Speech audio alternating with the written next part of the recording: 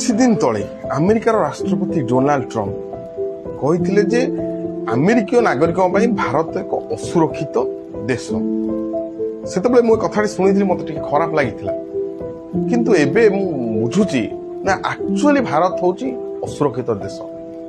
କାରଣ ଯୋଉ ଦେଶରେ ନିଜ ଲୋକମାନେ ଅସୁରକ୍ଷିତ, ଯେମିତିକି ଏବେ ମହାରାଷ୍ଟ୍ରରେ କିଛି ଦିନ ତଳେ କର୍ଣ୍ଣାଟକରେ ହଉଥିଲା, ଏବେ ମହାରାଷ୍ଟ୍ରରେ ଯୋଉମାନେ ଅଲଗା ରାଜ୍ୟରୁ ଯାଇ ମହାରାଷ୍ଟ୍ରରେ ବ୍ୟବସାୟ ବାଣିଜ୍ୟ କରୁଛନ୍ତି, ସେଠି ବସବାସ କରୁଛନ୍ତି, ସେମାନେ ମରାଠୀ ଜାଣିନାହାନ୍ତି।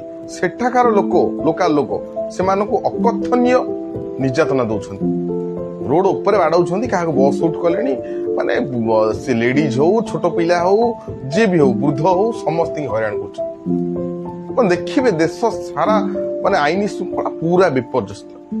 ଯିଏ ଯାହାକୁ ପାଇଲା ବାଡେଇଲା, କିଏ କୋଉଠି ଦଙ୍ଗା କରିସାରିଲାଣି, ମାନେ କିଏ କୋଉଠି ରେପ୍ କଲାଣି।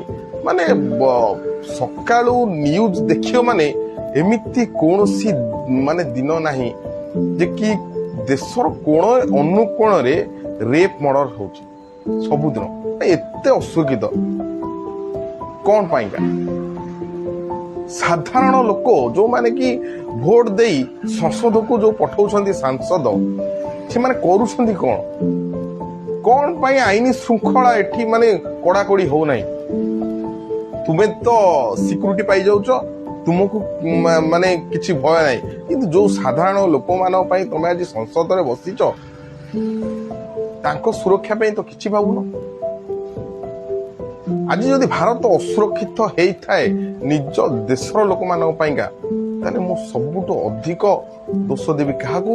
ନା ଆମର ସଂସଦରେ ବସୁଥିବା ସାଂସଦ ମାନେ ଏବଂ ସୁପ୍ରିମକୋର୍ଟ। ଆଇନ ଶୃଙ୍ଖଳା କଡାକଡି କର, ଲୋକମାନେ ଭୟ କରନ୍ତୁ, ମାନେ ଆଇନକୁ ହାତକୁ ନେବା ପୂର୍ବରୁ ଭୟ କରନ୍ତୁ।